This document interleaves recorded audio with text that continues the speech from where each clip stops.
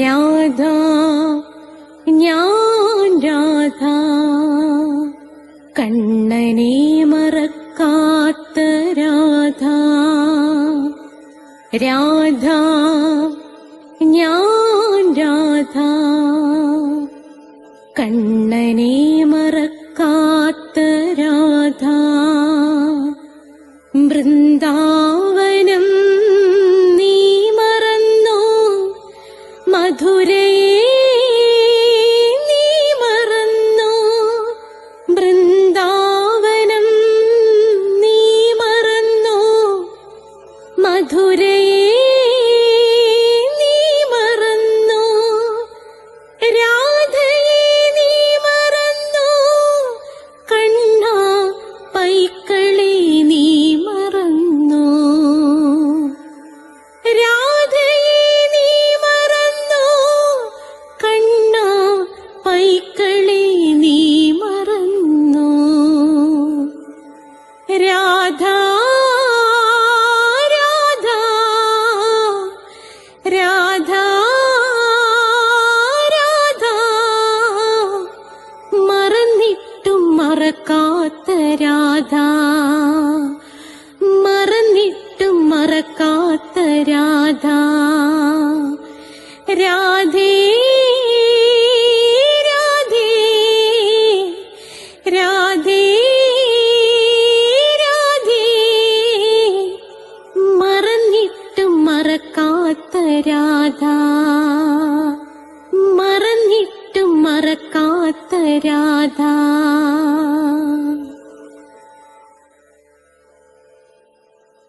രാധേ രാധേ ഓ രാധേ രാധേ, രാധേ രാധേ ഓ രാധേ രാധേ, രാധേ രാധേ ഓ രാധേ രാധേ, രാധേ രാധേ ഓ രാധേ രാധേ.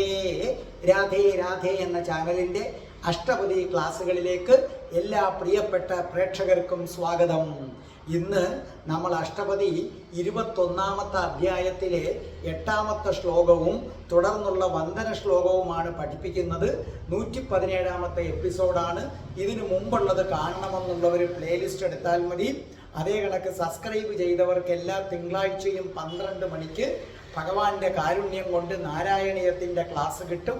എല്ലാ ചൊവ്വാഴ്ചയും കൃഷ്ണന്റെ ക്ലാദിനി ശക്തിയും കൃഷ്ണന്റെ കാമുകിയുമായ രാധയുടെ ജനനം മുതൽ മരണം വരെയുള്ള ജീവിത കഥ നിരവധി റിസർച്ച് നടത്തി അവതരിപ്പിച്ചുകൊണ്ടിരിക്കുകയാണ്. എല്ലാ വ്യാഴാഴ്ചയും അഷ്ടപതി. പിന്നെ ഇംഗ്ലീഷ് സംസാരിക്കാൻ ആഗ്രഹിക്കുന്നവർക്ക് വേണ്ടി സ്പോക്കൺ ഇംഗ്ലീഷിൻ്റെ ക്ലാസ് ഇട്ടിട്ടുണ്ട് ഞാൻ. നിങ്ങളത് കേൾക്കുക.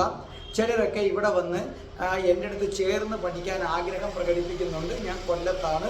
30 ദിവസം കൊണ്ട് ഇംഗ്ലീഷ് സംസാരിക്കും, ഇല്ലെങ്കിൽ ഫുൾ എമൗണ്ട് തിരിച്ചു തരുമെന്നുള്ളതാണ്. ഇവിടെ പെൺകുട്ടികൾക്കും ആൺകുട്ടികൾക്കും ഒക്കെ പ്രത്യേക ഹോസ്റ്റൽ സൗകര്യങ്ങളുണ്ട്. നിങ്ങൾ അങ്ങനെ എന്തെങ്കിലും ആഗ്രഹം ഉണ്ടെങ്കിൽ എൻ്റെ ഡിസ്ക്രിപ്ഷൻ ബോക്സിൽ നമ്പറുണ്ട്, 9645333999. വാട്സപ്പിൽ മെസ്സേജ് അയക്കുകയോ എന്നെ കോൺടാക്റ്റ് ചെയ്യുകയോ ചെയ്താൽ മതി. അതേ കണക്ക് തന്നെ ജ്യോതിഷം, ഓരോ മാസത്തിൽ ജനിച്ചവരുടെ ഫലം, ഓരോ നക്ഷത്രത്തിൽ ജനിച്ചവരുടെ ഫലം നമ്മൾ കൊടുത്തിട്ടുണ്ട്. ജ്യോതിഷപരമായി എന്തെങ്കിലും സംശയം ഉണ്ടെങ്കിൽ ഡിസ്ക്രിപ്ഷൻ ബോക്സിൽ എൻ്റെ നമ്പറുണ്ട്. ഞാൻ നേരത്തെ പറഞ്ഞു, 9645333999. നിങ്ങൾ അതിനകത്ത് വിളിച്ചാൽ മതി. ഇത് തികച്ചും സൗജന്യമായിരിക്കും. അതേ കണക്ക് തന്നെ അഷ്ടാവക്ര ഗീതയുണ്ട്. പ്ലേലിസ്റ്റിൽ ഹിന്ദുക്കൾ അറിയേണ്ടവ എന്ന ഹെഡിങ്ങിൽ അത് കൊടുത്തിട്ടുണ്ട്. അതോടൊപ്പം തന്നെ നമ്മൾ പ്ലേലിസ്റ്റിനകത്ത് ക്ഷേത്രങ്ങളെ കുറിച്ചുള്ളതുണ്ട്, ഭക്തമീരയെ കുറിച്ചുള്ളതുണ്ട്, കൃഷ്ണന്റെ അവതാരമായ ബുദ്ധന്റെ ജനനം മുതൽ മരണം വരെയുള്ള ജീവിതകഥ കൊടുത്തിട്ടുണ്ട്. പിന്നെ രാധികാ കവചൻ 2 എണ്ണം ഉണ്ട്. അത് രണ്ടും ഞാൻ പഠിപ്പിച്ചിട്ടുണ്ട്. രാധാ സഹസ്രനാമമുണ്ട്. വരികൾ ഉൾപ്പെടെയും വരികളില്ലാതെയും കൃഷ്ണപ്രിയ പാടിയിട്ടിട്ടുണ്ട്. അതും നിങ്ങൾക്ക് കേൾക്കാവുന്നതാണ്. അതുകൂടാതെ കഠിന കൃഷ്ണഭക്തനായ ഞാനെങ്ങനെ രാധാഭക്തനായെന്ന വീഡിയോയും ഇട്ടിട്ടുണ്ട്. നിശ്ചയമായും അത് കേൾക്കണം. ഇന്ന് നമുക്ക് പ്രാർത്ഥിച്ചിട്ട് തുടങ്ങാം. ഓം മഹാഗണപതയേ നമഃ. ഓം ശ്രീ രാധാകൃഷ്ണായ നമഃ. ഓം രാധായേ സ്വാഹ. രാധേ രാധേ ഓ രാധേ രാധേ, രാധേ രാധേ ഓ രാധേ രാധേ, രാധേ രാധേ ഓ രാധേ രാധേ, രാധേ രാധേ ഓ രാധേ രാധേ. ബർസാനെ വാലി രാധാ റാണി കി ജയ്. എൻ്റെ മാതാവ് രാധാ റാണി കി ജയ്. എനിക്ക് സർവൈശ്വര്യങ്ങളും വാരിക്കോരി തരുന്ന എൻ്റെ പൊന്ന് രാധാറാണി അമ്മക്ക് ജയ്. എനിക്ക് രോഗങ്ങൾ വരാതെ കാത്തുരക്ഷിക്കുന്ന എൻ്റെ പൊന്ന് രാധാറാണി അമ്മക്ക് ജയ്. എന്നെ സർവ പാപങ്ങളിൽ നിന്നും മോചിപ്പിക്കുന്ന രാധാറാണി അമ്മക്ക് ജയ്. അപ്പോൾ ഇന്ന് നമ്മുടെ അഷ്ടപതി പാടി തന്നിരിക്കുന്നത് ജിജിന ജിദിൻ, നിങ്ങളുടെ പ്രിയങ്കരിയായി മാറിക്കഴിഞ്ഞിരിക്കുന്ന ജിജിന ജിദിനാണ്. ഈ അധ്യായം മുഴുവൻ പാടാൻ ഭാഗ്യം ലഭിച്ച ജിജിന ജിദിൻ. അപ്പൊ രാധാറാണി ശരിക്കും ജിജിനയെ ഇഷ്ടപ്പെടുന്നു എന്നർത്ഥം. ഞാൻ നേരത്തെ പറഞ്ഞിട്ടുണ്ട്, വേറൊരാളും കൂടെ പാടാനിരുന്നതാണ്, പക്ഷേ സമയമായപ്പോൾ നറുക്ക് വീണത് ജിജിനയ്ക്കാണ്. അപ്പൊ നമ്മുടെ ജിജിന ജിദിൻ വളരെ ഭംഗിയായി ഹൃദയത്തിൽ തട്ടി ഇത് ആലപിക്കുകയാണ്. കേട്ടുള്ളൂ, അതിനുശേഷം ഞാൻ പഠിപ്പിക്കാം. വിഹിത പത്മാവതി സുഖ സമാജേ ഭണതി ജയദേവ കവിരാജരാജേ പ്രവിശ രാധേ മാധവ സമീപം പ്രവിശ രാധേ മാധവ സമീപം ഗുരുമുരാരേ മംഗളശതാനി പ്രവിശ രാധേ മാധവ സമീപം. അപ്പോൾ നമ്മുടെ ജിജിന ഇത് മനോഹരമായി പാടിത്തന്നത് കേട്ടല്ലോ. ഇനി കേട്ടോളൂ. വിഹിത പത്മാവതി സുഖ സമാജേ ഭണതി ജയദേവ കവി രാജരാജേ കുരുമുരാരേ മംഗളശതാനി. വിഹിത, വിഹിത നിർവഹിക്കുക, എന്തെങ്കിലും നടപ്പിൽ വരുത്തുക എന്നൊക്കെ അർത്ഥം. നിർവഹിക്കുക, നടപ്പിൽ വരുത്തുക. പത്മാവതി, പത്മാവതി എന്ന് പറഞ്ഞാൽ ലക്ഷ്മി എന്നർത്ഥം. പത്മാവതി ലക്ഷ്മി, പിന്നെ സമ്പത്ത്, അങ്ങനെ രണ്ടർത്ഥമുണ്ട്. സുഖ ആനന്ദം, സുഖ ആനന്ദം. സമാജേ അർത്ഥം കൂട്ടം, കൂട്ടം. മംഗലം അർത്ഥം ശുഭം. ശതാനി അർത്ഥം നൂറുകണക്കിന് അല്ലെങ്കിൽ ഒട്ടനേകം, രണ്ടർത്ഥം പറയാം. നൂറുകണക്കിന് അല്ലെങ്കിൽ ഒട്ടനേകം.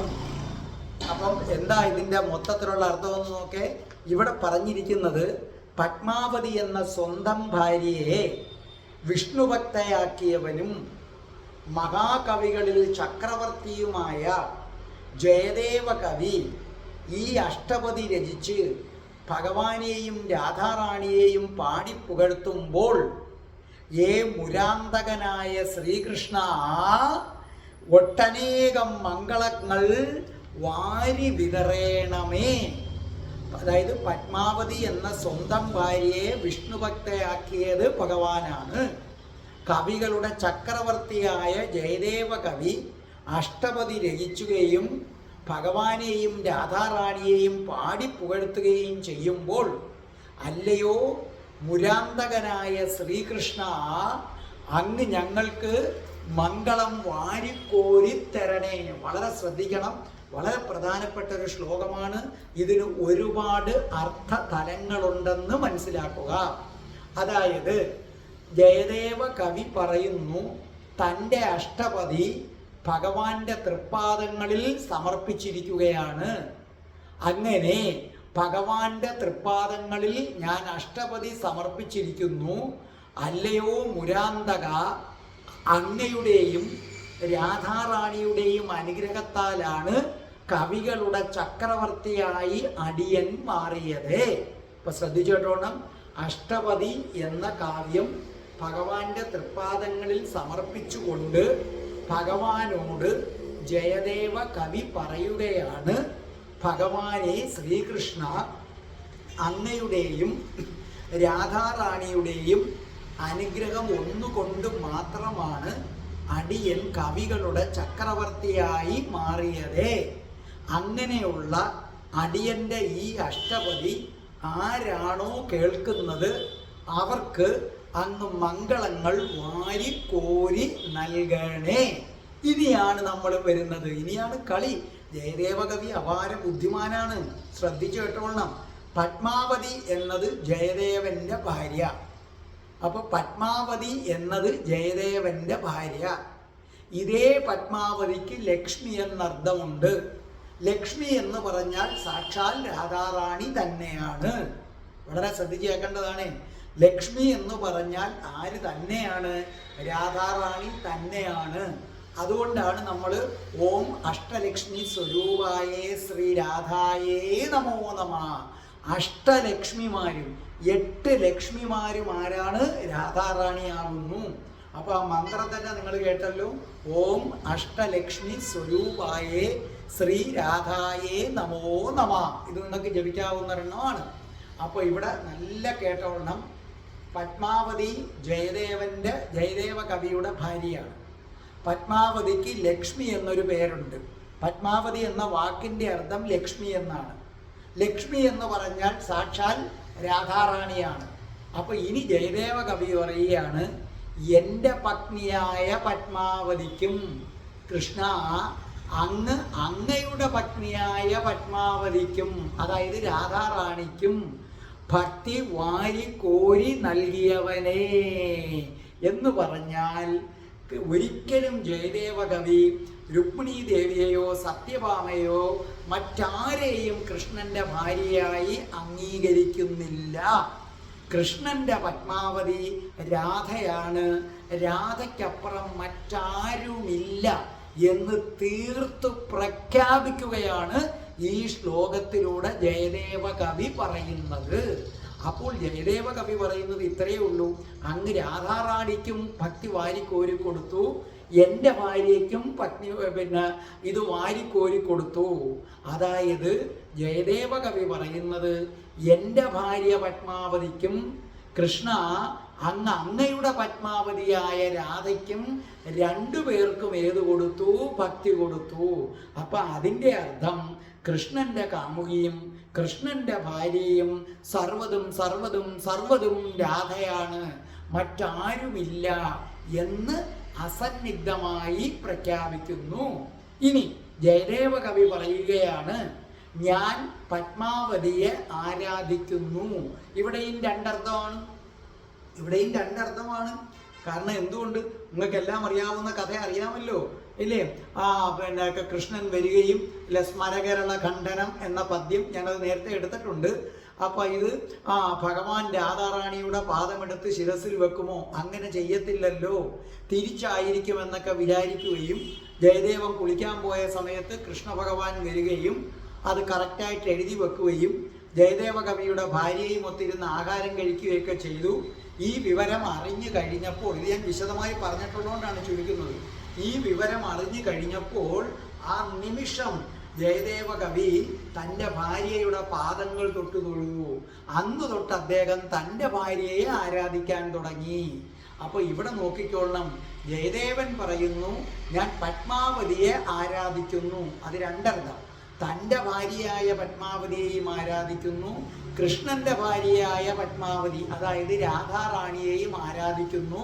അതായത് ശരിക്കും പറഞ്ഞാൽ ഇവിടെ കവി പ്രഖ്യാപിക്കുകയാണ്, ഞാൻ രാധാറാണിയുടെ കടുത്ത ആരാധകനാണെന്ന് പറയുകയാണ്. എന്നിട്ട് പറയുകയാണ്, അല്ലയോ ഭഗവാനെ, അങ്ങേക്ക് സന്തോഷം ഉണ്ടാക്കാൻ വേണ്ടിയാണ് ഞാൻ അങ്ങയുടെയും രാധാറാണിയുടെയും വള്ളിക്കുടിലെ ലീലകൾ വർണ്ണിക്കുന്നത്. അതുകൊണ്ട് കൃഷ്ണ, അങ്ങയുടെയും രാധാറാണിയുടെയും വള്ളിക്കുടിലെ ലീലകൾ വർണ്ണിക്കുന്ന എൻ്റെ അഷ്ടപതി കേൾക്കുന്നവർക്കെല്ലാം സർവവിധ ഐശ്വര്യങ്ങളും മംഗളങ്ങളും വാരിക്കോരി കൊടുക്കണേ ഭഗവാനെ. ഇതേപോലെ രാധാറാണിയോടും പ്രാർത്ഥിക്കുകയാണ്. ഭഗവാന്റെ പത്മാവതിയായ രാധാറാണി ഈ നികുഞ്ചത്തിൽ, അതായത് വള്ളിക്കുടിലിൽ ഭഗവാനോടൊപ്പം പ്രണയം പങ്കിടുന്ന രാധാദേവി, അമ്മേ ഞാൻ അമ്മയുടെ കടുത്ത ആരാധകനാകുന്നു. അമ്മയുടെ കടുത്ത ആരാധകനും ഭക്തനുമായതുകൊണ്ടാണ് അമ്മേ ഞാൻ അമ്മയും കൃഷ്ണനും തമ്മിലുള്ള ലീലകൾ, വള്ളിക്കുടിലെ ലീലകൾ അഷ്ടപതി എന്ന കാവ്യമാക്കി സമർപ്പിച്ചിരിക്കുന്നത്. അമ്മേ, അതുകൊണ്ട് തന്നെ എൻ്റെ ഈ അഷ്ടപതി ആരാണോ കേൾക്കുന്നത് അവരെ അമ്മയും അവർക്ക് മംഗളങ്ങൾ വാരിക്കോരി കൊടുക്കണേ. അതായത് അഷ്ടപതി ആരാണോ കേൾക്കുന്നത് അവർക്കെല്ലാം ഭഗവാനും രാധാറാണിയും ഒന്നിച്ചു ചേർന്ന് ഐശ്വര്യങ്ങൾ ഇങ്ങനെ കോരിക്കൊടുക്കണേ എന്നാണ്. അപ്പൊ ഇത് കേട്ടുകൊണ്ടിരിക്കുന്ന പ്രേക്ഷകരെയും നിങ്ങളിൽ എത്ര പേര് കാണുമെന്ന് എനിക്കറിയില്ല. നിങ്ങൾ എത്ര പേരാണോ ഈ അഷ്ടപതി കാണുന്നത് അത്രയും പുണ്യാത്മാക്കൾ നിങ്ങൾക്കായി ഐശ്വര്യം വാരി വിതറാൻ പോവുകയാണ് ഭഗവാൻ. ഇതാണ് ആ ശ്ലോകത്തിന്റെ അർത്ഥം. ത്വാം ചിത്തേന ചിരം വഹന്നയമതിശ്രാന്തോ ഭൃശം താപിതാഃ കന്ദർപ്പേണ ച പാതുമിച്ഛതി സുധാ സംഭാധബിംബാധരം അസ്യാംഗം ദദലങ്കുരുക്ഷണമിവ ഭ്രൂക്ഷേപലക്ഷ്മീലവക്രീതേ ദാസൈവോപസേവിതപദാംബോജേ കുതഃ സംഭ്രമഃ. അപ്പോൾ അടുത്ത ശ്ലോകവും നമ്മുടെ ജിജിന പാടിത്തന്നത് കേട്ടല്ലോ. ഇനി നോക്കേ നിങ്ങൾ. ത്വാം ചിത്തേന ചിരം വഹന്നയ മതിശ്രാന്തോ, മതി വഹന്നയം മതി ശ്രാന്തോ. പിന്നെന്താ പറഞ്ഞിരിക്കുന്നത്? വൃഷം താപിത കന്ദർപ്പേണ ച പാതുമിച്ഛതി സുധാ സംഭാത ബിംബാധരം അസ്യാംഗം തദലങ്കുരുക്ഷണമിവ ഭ്രൂക്ഷേപലക്ഷ്മി ലവക്രൂദേ ദാസ ഇവോപസേവിത പദാംഭോജേ കുത സംഭ്രമ. ത്വം അർത്ഥം നിന്നെ, ത്വാം നിന്നെ, എഴുതിക്കോ അർത്ഥം. ചിത്തേന മനസ്സിൽ, ചിരം ഒരുപാട് നാളായി, ഒരുപാട് നാളായി, വഹൻ വഹിക്കുന്നു കൊണ്ടു നടക്കുന്നു, വഹൻ വഹിക്കുന്നു അല്ലെങ്കിൽ കൊണ്ടു നടക്കുന്നു, അയം അവൻ, അതിശ്രാന്തോ അതിശ്രാന്തോ തളർന്നു, കോമ ക്ഷീണിച്ചു, രണ്ടർത്ഥം, തളർന്നു ക്ഷീണിച്ചു, വൃഷം വളരെയധികം, താപിത ഉഷ്ണത്താൽ അല്ലെങ്കിൽ ചൂടിനാൽ, കന്ദർപ്പേണ കാമദേവനാൽ, പാതും കുടിക്കുവാൻ, ഇച്ഛതി ആഗ്രഹിക്കുന്നു, സുധ അമൃത്, സംബോധ സംബോധ നനവുള്ള നനവുള്ള, ബിംബാധരം ചുവന്ന തൊണ്ടിപ്പഴം പോലത്തെ ചുണ്ട്,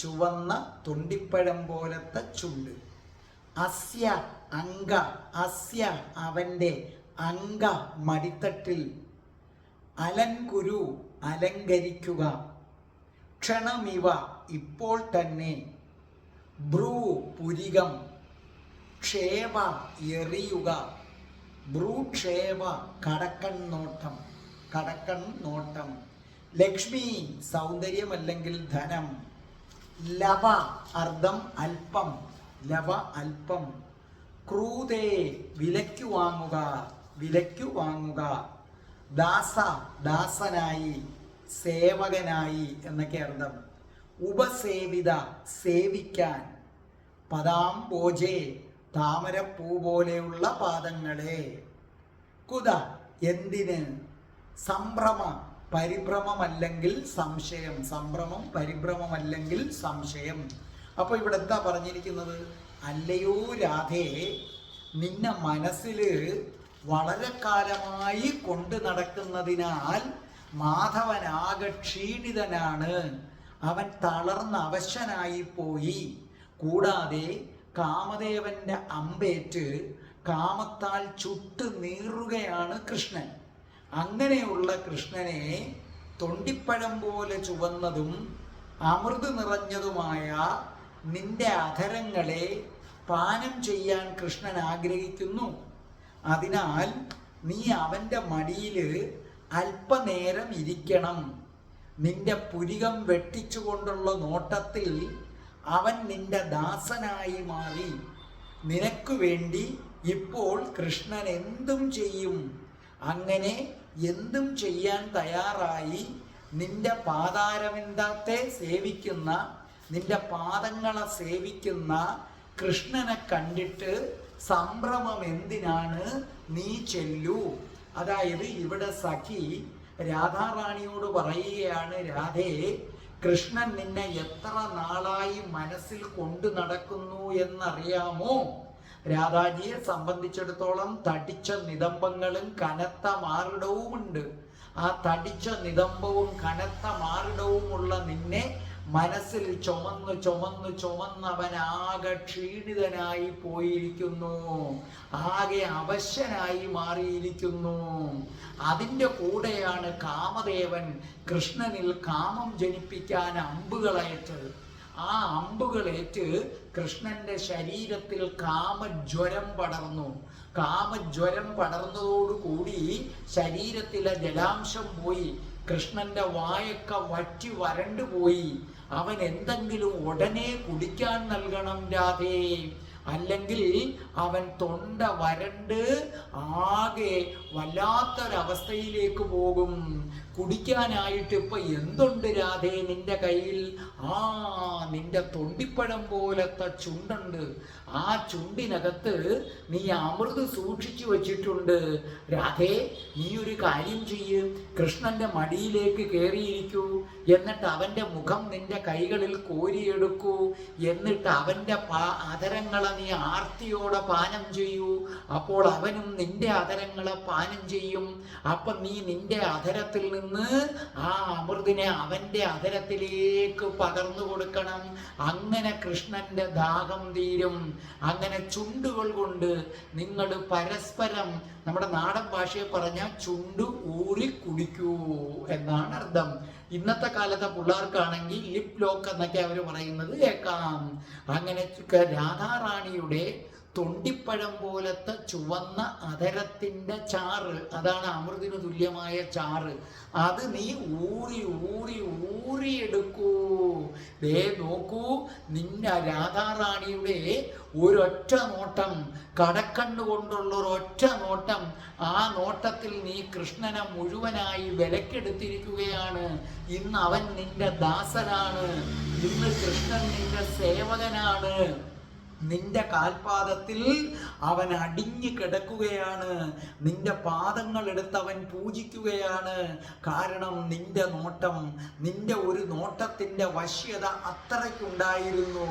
അതോടുകൂടി നിന്റെ കടക്കൺ കൊണ്ടുള്ള ഒരു നോട്ടത്തോടുകൂടി കൃഷ്ണൻ സ്വയം ഇല്ലാതായി നിന്റെ പാദസേവകനായി മാറി നിന്റെ കാൽ കീഴിൽ നിൽക്കുന്നു. ഇനി എന്തിനു വേണ്ടിയാണ് നീ കാത്തിരിക്കുന്നത്? ഇനി എന്തിനാ നിനക്കൊരു സംഭ്രമം? ഓടിച്ചെല്ലൂ, ആ കൃഷ്ണന്റെ മാറിലെ വനമാലയാകൂ രാധേ. നീ അവനിൽ അലിഞ്ഞു ചേരൂ.